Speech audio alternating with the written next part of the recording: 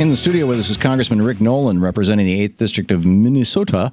Am I being respectful or ridiculing when I use that funny accent? I grew up in Michigan. You betcha. We take that as a compliment. Okay.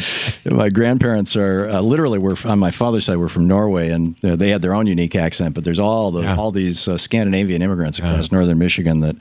Anyway, Congressman Nolan, you just came back from Cuba. You were down there with the president. I didn't realize this. Just got back late last night. And we were talking just a minute ago, and you were talking about how President Coolidge was the last president to go down there, and it was a very different kind of trip.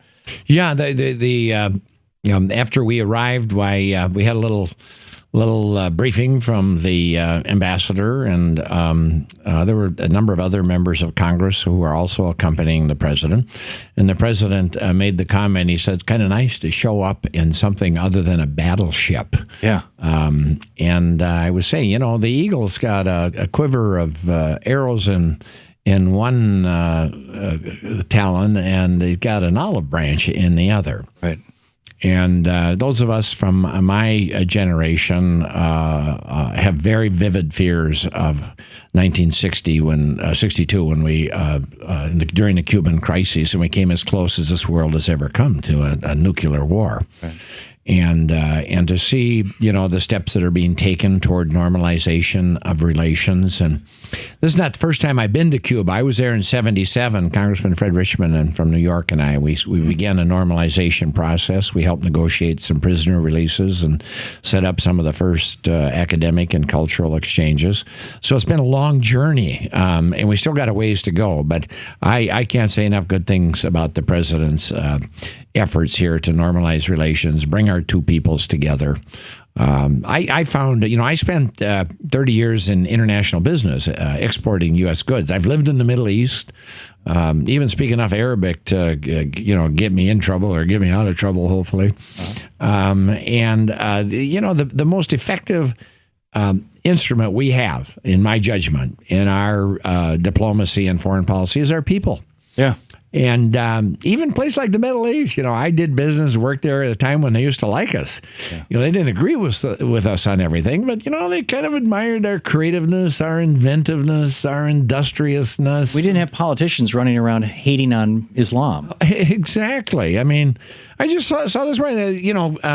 New York City's got 900 Muslim police officers. Right. There are Muslims all over this country, and I'm here to tell you all over the world that like us, admire us, respect us, want to be like us. You can't go around condemning an entire you shouldn't be doing that about any group of people based on their ethnics, but take, one of the largest religions in the world, and to suggest this is a religious war is counterproductive, and it's not fundamentally wrong. Yeah. It's in a much somewhat different way. It kind of reminds me of the old signs from.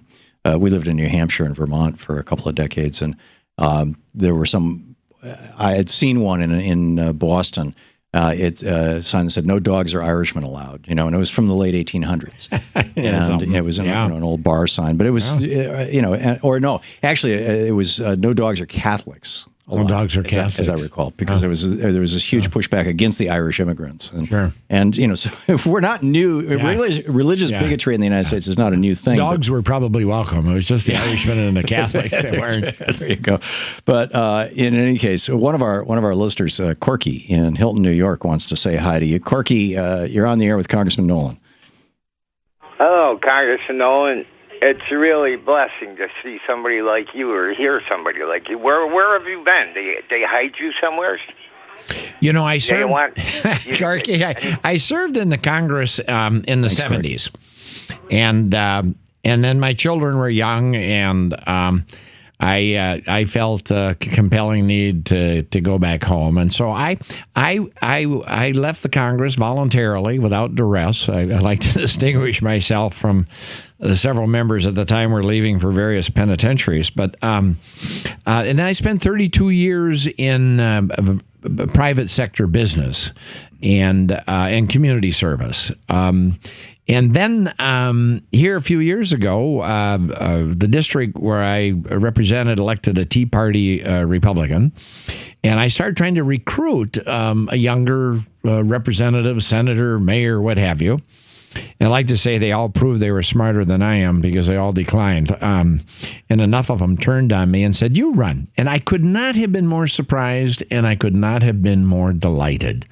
After 32 years away from this town and engaging in a wide range of business and community services, I feel better prepared than ever before. My children are growing up. I can devote full time to it. I'm good for, 12, 15 hours a day. And to have an opportunity, to speak frankly, and to go back and give something back, has been the greatest opportunity for me of my lifetime. So thank you, Corky, for that recognition. I appreciate it. And I'm doing everything I can to get this country back on track.